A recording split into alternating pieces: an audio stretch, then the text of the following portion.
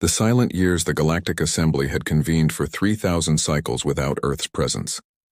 In the crystalline halls of the Nexus Station, floating between the twin stars of the Veridan system, representatives from 47 species gathered to discuss trade routes, territorial disputes, and the management of lesser civilizations.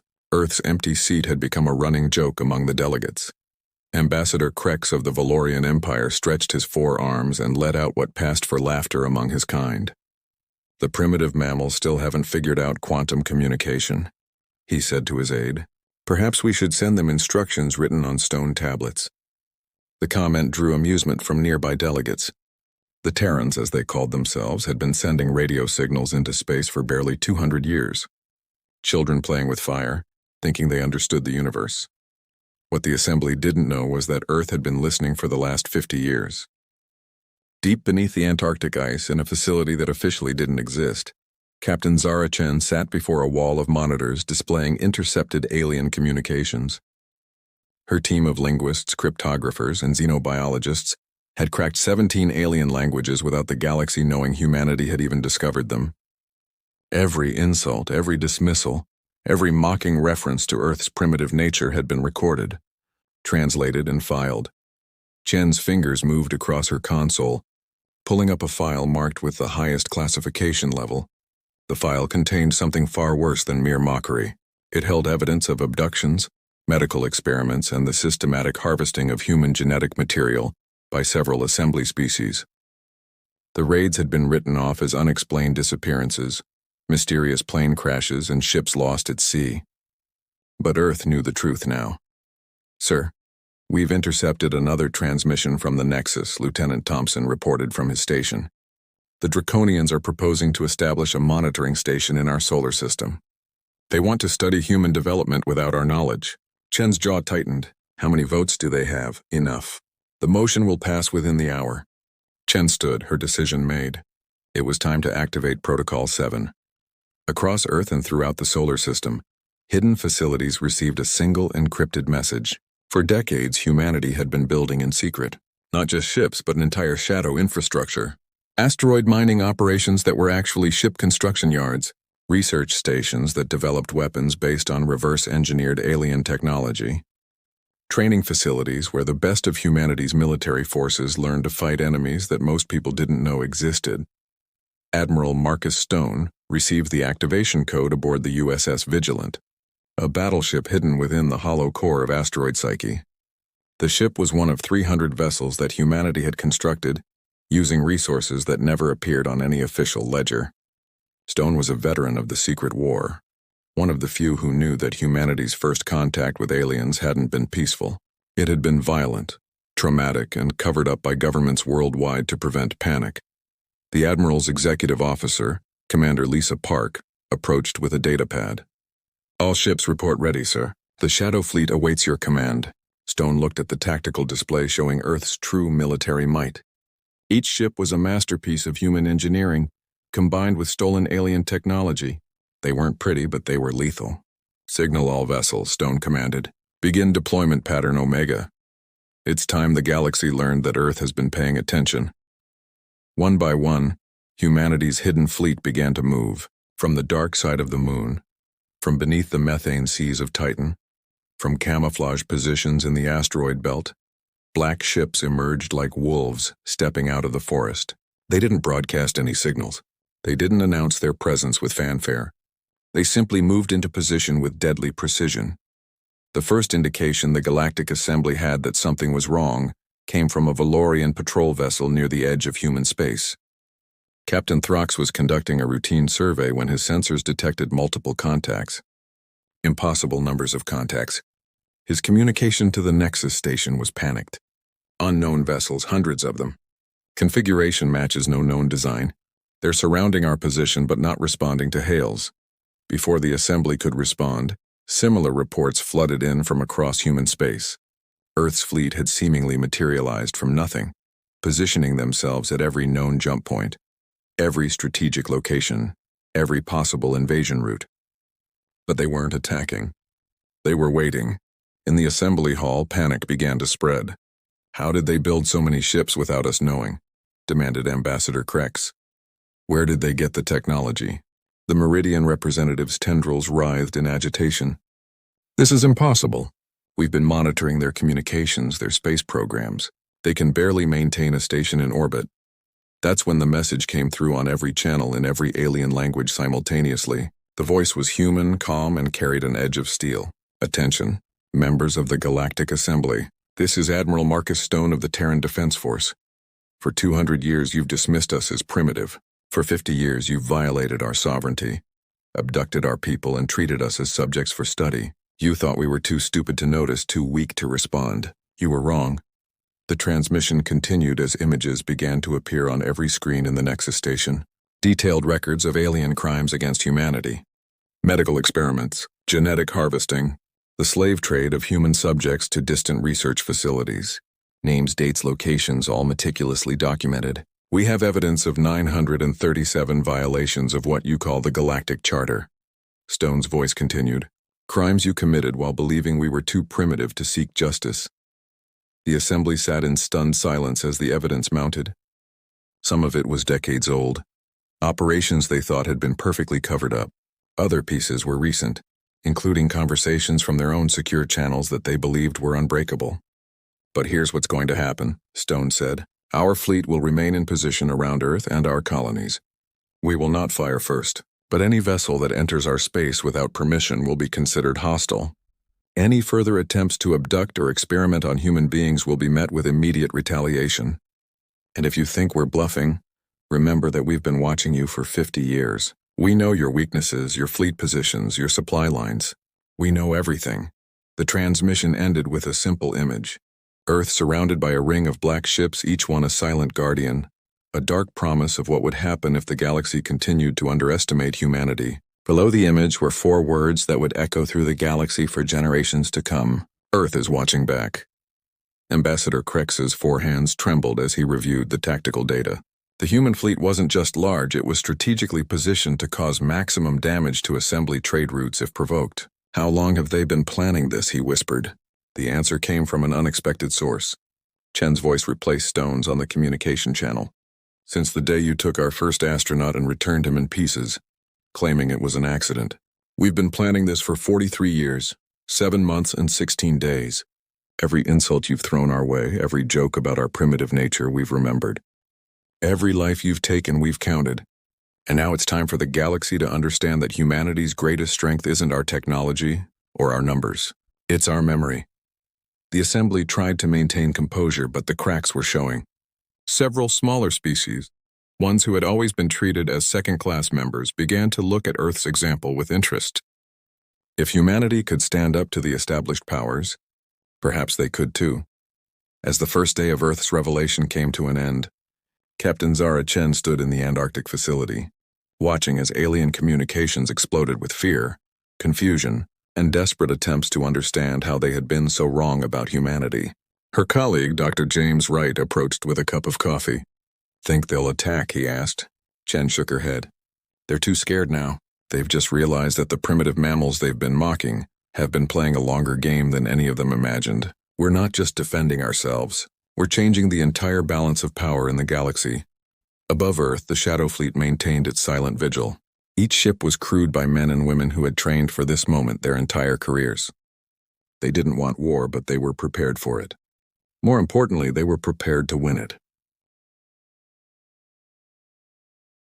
The Awakening Protocol Admiral Marcus Stone stood in the command center of Fortress Luna, humanity's most classified military installation built deep within the moon's core. The facility had been under construction for 30 years, disguised as a series of failed mining operations and research stations. Now it served as the nerve center for Earth's response to centuries of alien aggression. Around him, dozens of officers coordinated the movements of the Shadow Fleet. Each ship was more than just a vessel of war. They were symbols of humanity's refusal to remain victims. Stone watched as his fleet took positions around the solar system, creating an impenetrable defensive grid that would make any alien commander think twice before approaching. Commander Elena Vasquez entered the command center, her face grim. Admiral, we've completed the deployment. All 300 primary vessels are in position. The reserve fleet remains hidden, awaiting your command. Stone nodded. studying the holographic display that showed Earth surrounded by a protective shell of warships. "What's the status of our diplomatic package?" Vasquez pulled up another display, ready for transmission. "We've documented every violation, every abduction, every experiment. The evidence is undeniable. We've also included the biological samples they took from us and what they did with them." Stone's expression hardened. The biological samples were perhaps the most heinous crime. Several alien species had been harvesting human DNA to create hybrid soldiers, believing human adaptability and resilience would make perfect weapons. "Send it," Stone ordered. "Every assembly world, every independent system, every space station and colony. Let them all see what their glorious galactic assembly has been doing to the primitive humans." The transmission burst from Earth in all directions, carrying terabytes of evidence that would shake the foundations of galactic society. On the assembly capital world of Zentari Prime, Chancellor Vorek of the Altarian Federation received the data package in his private chambers. As he reviewed the contents, his scaled skin shifted from green to pale yellow, a sign of extreme distress among his species. The evidence was comprehensive, damning, and impossible to refute. Communications logs, video recordings, genetic analysis reports, all showing systematic exploitation of humanity. What disturbed Vorek most wasn't just the crimes themselves, but the casual nature of them. The report spoke of humans like laboratory animals, discussing their physical and mental limits with clinical detachment. One report from a draconian scientist described experimenting on human children to understand their learning capabilities. Another detailed the vivisection of human subjects to map their nervous systems. All of this had been happening while the Assembly proclaimed itself the guardian of galactic civilization and peace. The Chancellor's aide entered the room. "Sir, the humans have made another transmission.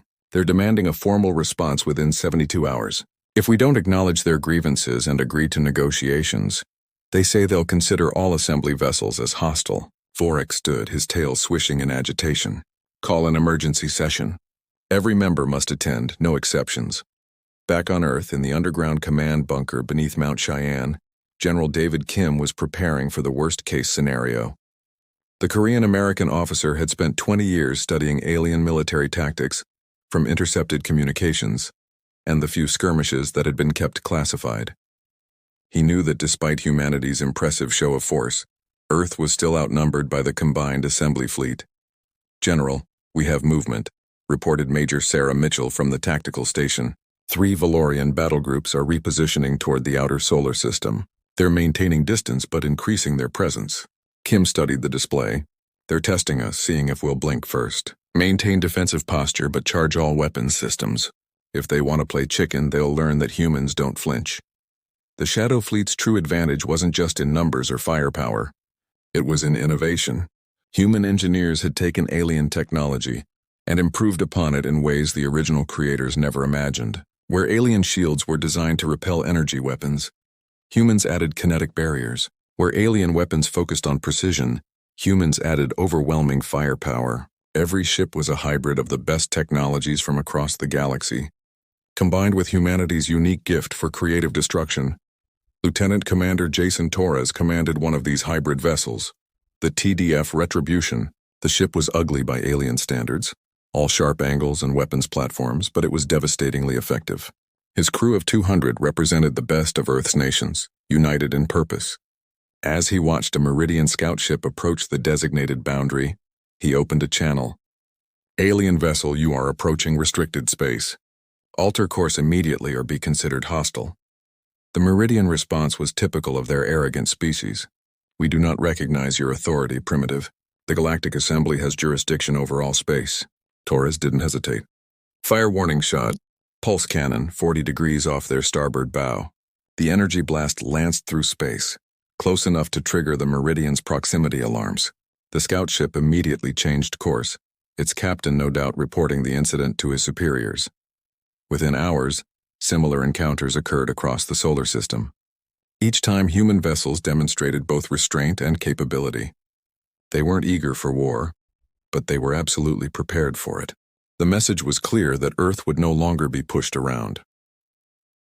In the Atlantic Ocean, aboard the Submarine Command Center USS Depth Charge, Captain Rebecca Martinez coordinated Earth's oceanic defenses. Many people forgot that several alien species were aquatic, and had been using Earth's oceans as hiding spots for decades. Her sonar operators had been tracking 17 alien craft in the deep trenches, vessels that had been monitoring human activity and occasionally abducting sailors and marine researchers. "Captain, we have confirmation," her executive officer reported. "All 17 alien submarines are moving toward the surface.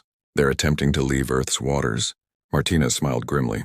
"Negative on that exit. Deploy the net." Around the globe, hidden installations activated. Massive electromagnetic nets deployed from the ocean floor, creating barriers that alien craft couldn't pass without revealing their positions and technology. It was a trap years in the making. The alien vessels found themselves caught between the nets and the surface where human naval forces waited. One by one, they were forced to surface and surrender, their crews taken into custody and their ships impounded. For the first time, Earth had alien prisoners of war, and more importantly, intact alien vessels to study. The galactic community watched in disbelief as humanity systematically demonstrated capabilities they never suspected. The primitive mammals weren't just defending themselves. They were doing so with a level of coordination and sophistication that rivaled the most advanced civilizations. Ambassador Krex called an emergency meeting of the War Council, the Assembly's military leadership. "We must strike now before they become even stronger," he argued. "Every day we wait, they learn more about our technology, our tactics." But General Thorne of the Altarian Guard disagreed. "You haven't been paying attention, Krex. They've been learning for 50 years. They know our patrol routes, our supply lines, our communication protocols. They've been preparing for this moment while we've been laughing at them." The debate raged for hours, but no consensus was reached. The Assembly was paralyzed by indecision and fear. They had never encountered a species that had developed in complete secrecy, that had turned their dismissal and mockery into motivation for unprecedented military development. On Mars, at the newly revealed Olympus base, Colonel Michael Roberts supervised the activation of humanity's most ambitious project. The red planet had been secretly transformed into a fortress world, its entire surface dotted with hidden weapons platforms and shield generators. If Earth fell, Mars would stand as humanity's second line of defense. "Sir, we're receiving a transmission from the Assembly," his communications officer announced. "They're requesting a neutral meeting to discuss terms." Roberts forwarded the message to Admiral Stone, who considered it carefully. This could be a trap or a genuine attempt at negotiation. Either way, humanity would approach it from a position of strength. Stone's response was broadcast across the galaxy. "We'll meet, but on our terms. The location will be Ceres Station in the asteroid belt. Any ships approaching must be unarmed and will be escorted by our forces. And understand this clearly. We're not coming to beg for recognition or acceptance. We're coming to dictate the terms of your surrender." The word surrender sent shockwaves through the Assembly. No one surrendered to a primitive species. It was unthinkable. But as they watched Earth's fleet move with perfect coordination, as they saw their own vessels forced to retreat from human space, as they realized their deepest secrets had been exposed, the unthinkable began to seem inevitable. Captain Zara Chen prepared the final component of the Awakening Protocol. From her Antarctic base, she initiated a broadcast that would reach every human on Earth simultaneously. The time for secrecy was over. Humanity needed to know the truth about their place in the galaxy and the threat they had been facing. "Citizens of Earth," she began, her voice carrying across every channel, every frequency. "For 50 years your governments have hidden the truth to protect you. We are not alone in the universe. We have been watched, studied, and exploited by alien civilizations that saw us as nothing more than test subjects. But today that changes. Today humanity stands united, not as separate nations but as one species, one force that will no longer tolerate aggression against our people." The revelation caused chaos initially, but it quickly transformed into something else: pride. Humanity had been preparing for this moment without even knowing it. Every scientist, every soldier, every engineer who had contributed to Earth's secret development had been part of something greater. The primitive mammals had just announced to the galaxy that they were primitive no more. Would you like me to continue with parts 3 to 7 of the story? Each part will maintain the 2,000-word length and continue building on this narrative of humanity's rise to galactic prominence.